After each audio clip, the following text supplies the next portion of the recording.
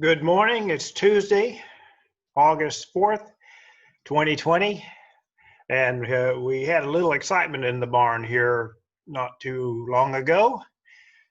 It started raining and storming, and then I got a message on my phone saying there's a tornado warning. So I had to don the poncho and trudge over to the house where we had a little more steady shelter. It was a good thing. I got the warning, and everyone is safe, and the tornadoes have passed us by. And I was thinking about that as I was thinking about today's text for the devotion, Divine Direction, based on Acts 10, verses 9 to 33. In it, Peter is reeling from the reality that he's got an entire world before him. Which way do you go? He had heard the command by Jesus to make disciples of all nations. Where do you start? And even more so, he had to deal with his own prejudices, and he had to deal with some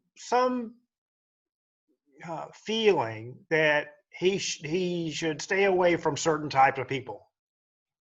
And for the Lord to actually help him deal with that feeling, that prejudice, the Lord gave him a little more divine direction. A dream in which he saw unclean animals, but the Lord commanded him to kill and eat. Okay. And of course, he recognized that as a way of God telling him to open his heart to people who are different than he is, people who he considers unclean, because he has people there in those places where Peter was to go.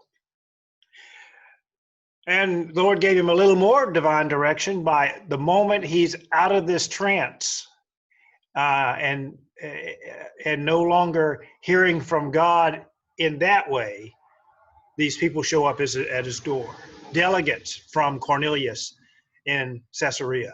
And he recognizes that God has spoken to him once through this supernatural vision and twice through this divine providence of these people showing up at the door saying, we've been sent by God to a person by the name of Simon, who also goes by the name of Peter, who lives in Simon's house at the edge of the sea, and he's a tanner. So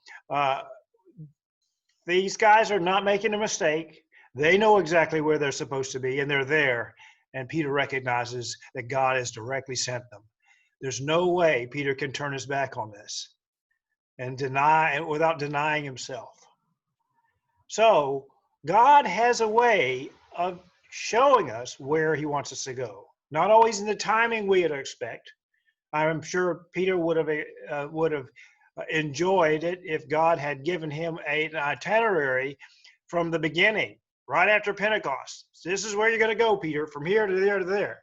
But that's not how it happened. Instead, God showed him every step along the way.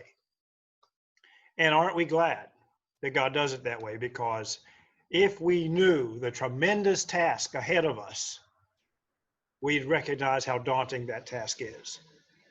The Lord gives us direction one step at a time, at least in many cases. And that is a very helpful gift. Thank you, Lord, for your divine direction. Have a great day. May God bless you.